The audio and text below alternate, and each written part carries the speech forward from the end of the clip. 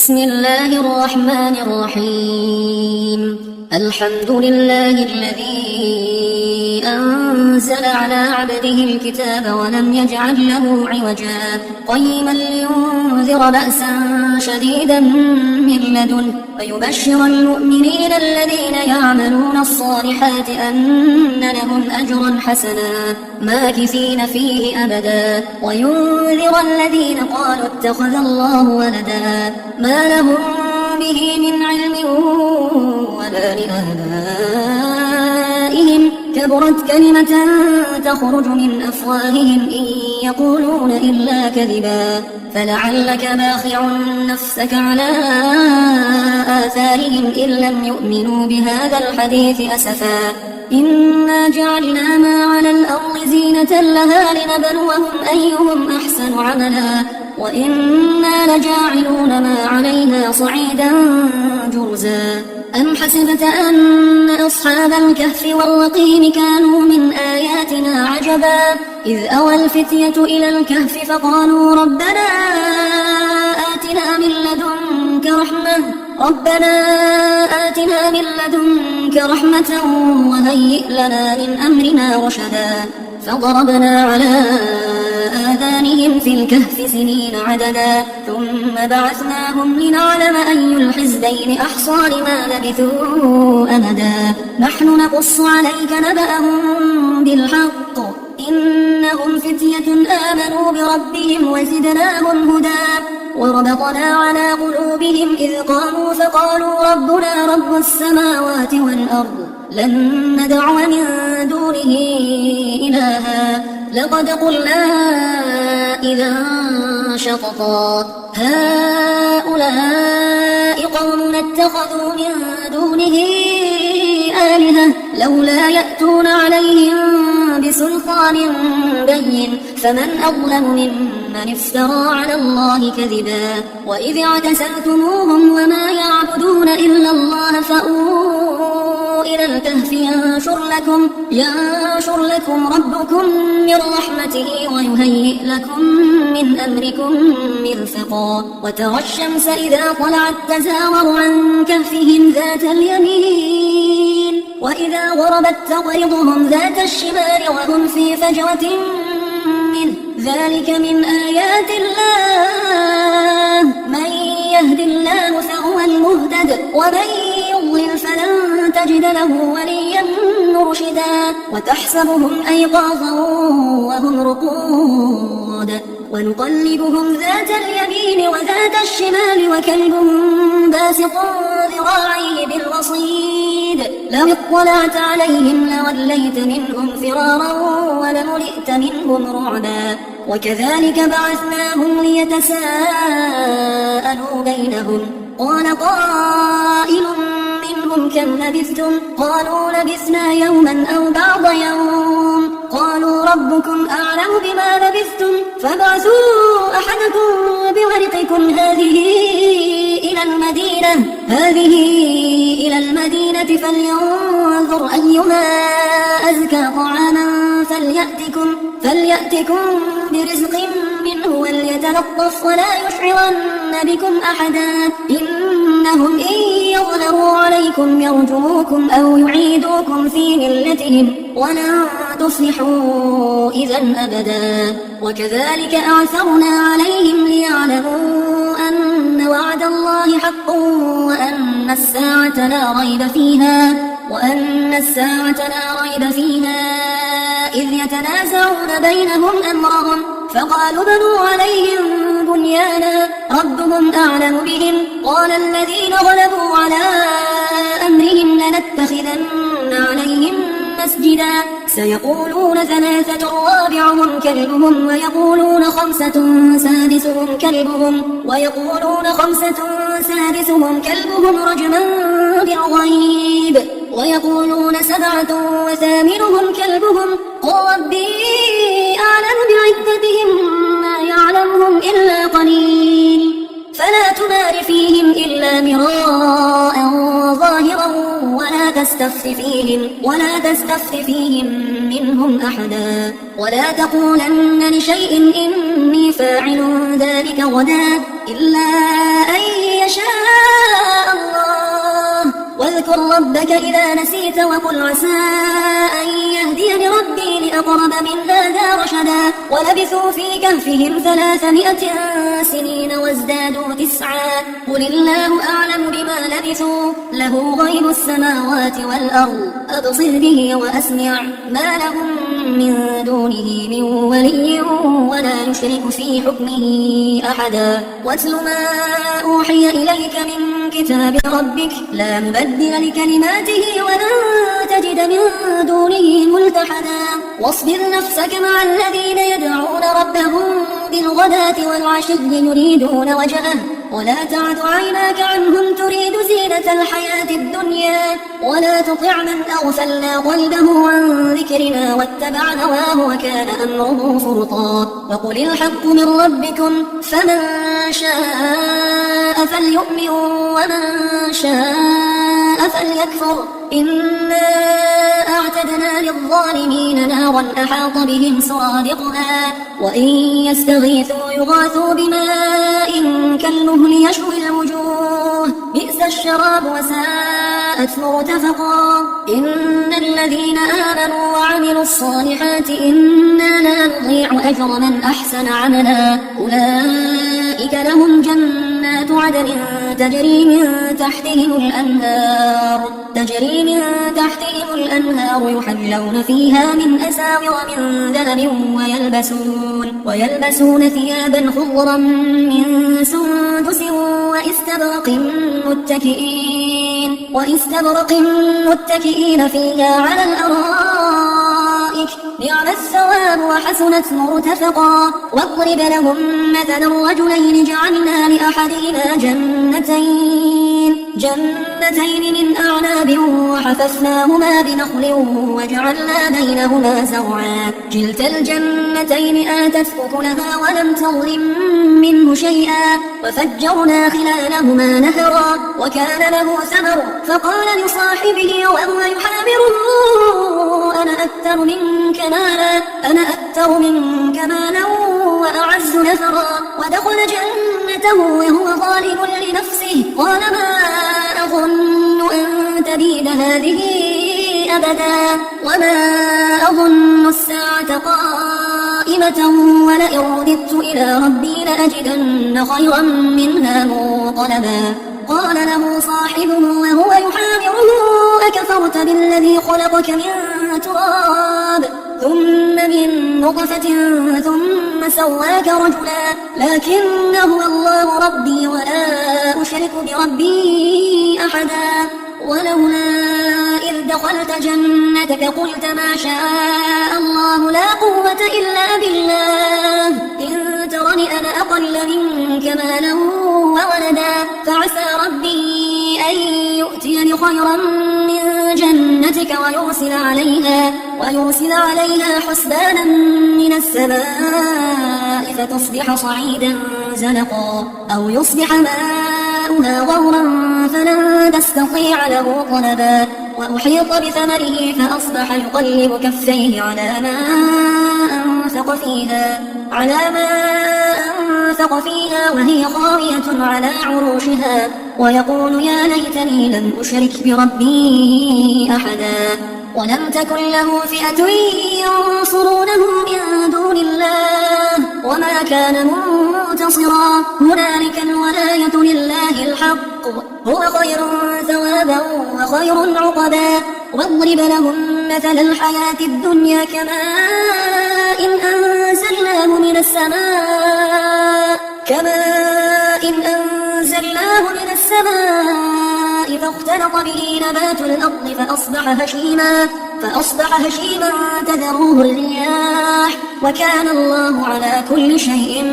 مقتدرا المال والبنون زينة الحياة الدنيا والباقيات الصالحات خير عند ربك ثوابا وخير أملا ويوم نسير الجبال وترى الأرض بارزة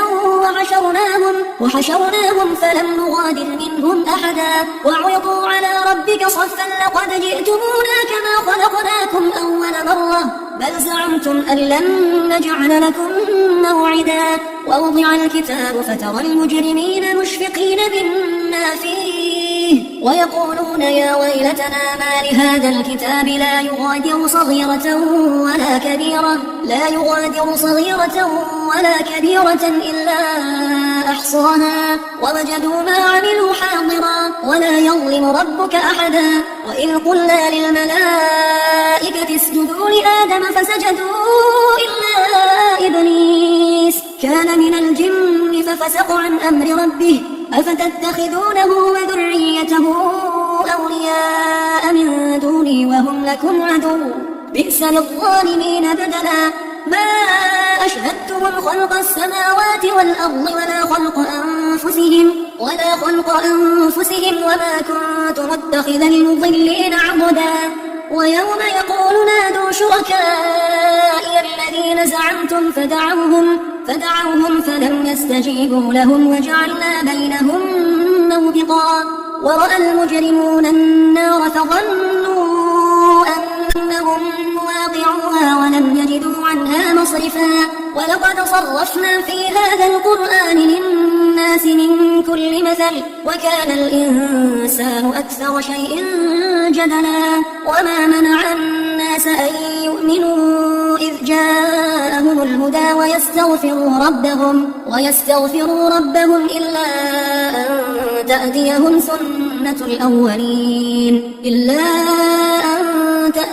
سنة الأولين أو يأتيهم العذاب قبلا. وما نرسل المرسلين إلا مبشرين ومنذرين ويجادل الذين كفروا بالباطل ليدحضوا به الحق واتخذوا آياتي وما أنذروا هزوا. ومن أظلم ممن ذكر بآيات ربه فأعرض عنها ونسي ما قدمت يداه إنا جعلنا على قلوبهم أكنة أن يفقهوه وفي آذانهم وقرا وإن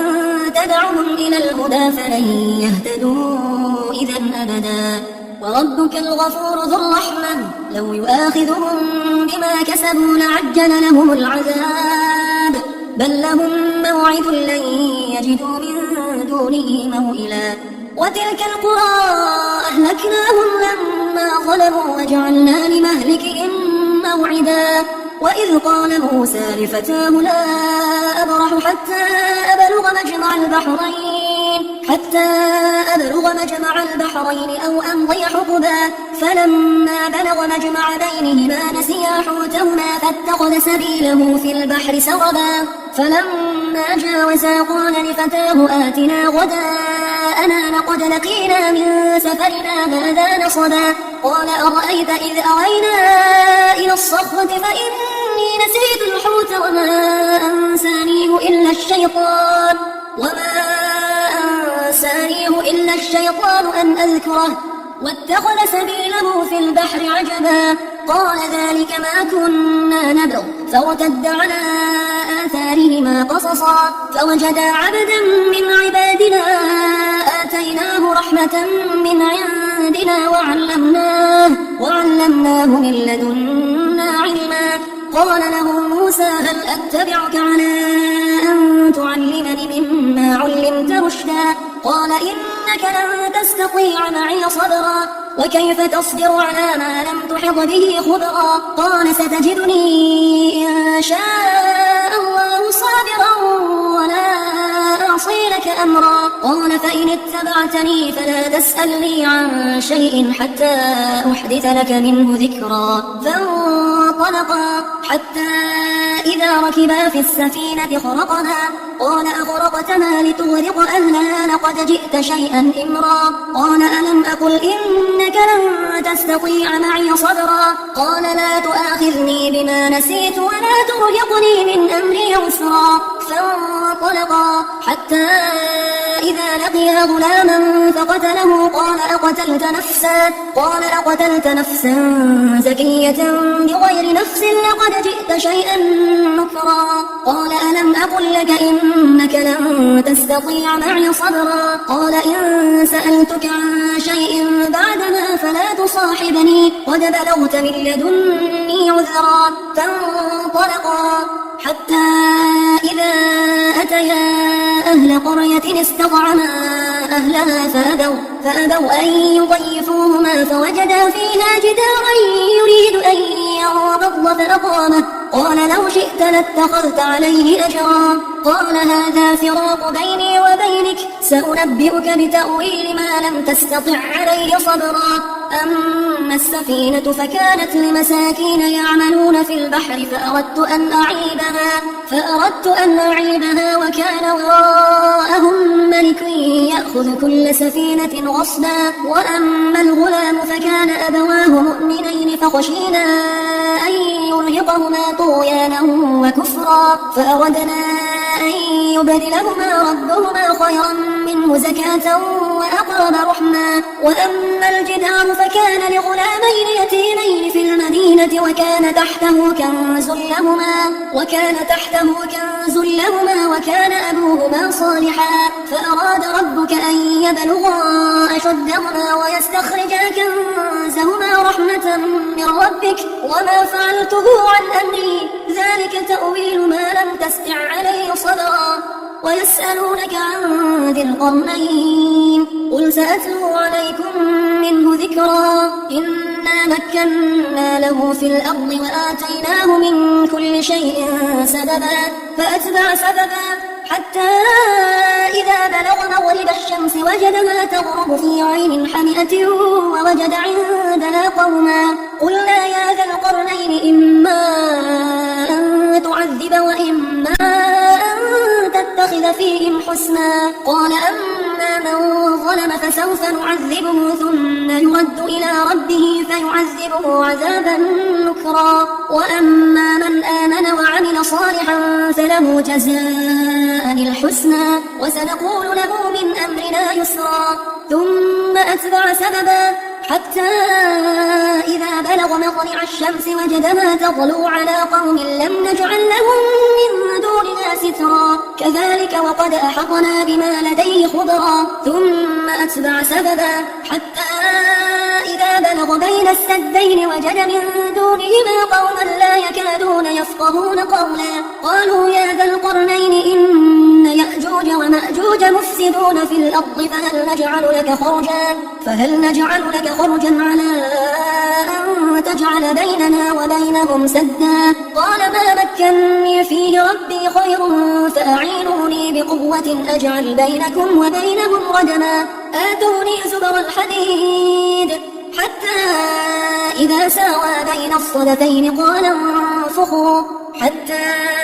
إذا جعله نارا قال آتوني أفرغ عليه قطرا فما استطاعوا أن يظهروا وما استطاعوا له نقبا قال هذا رحمة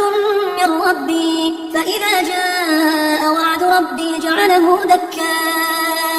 وكان وعد ربي حقا وتركنا بعضهم يومئذ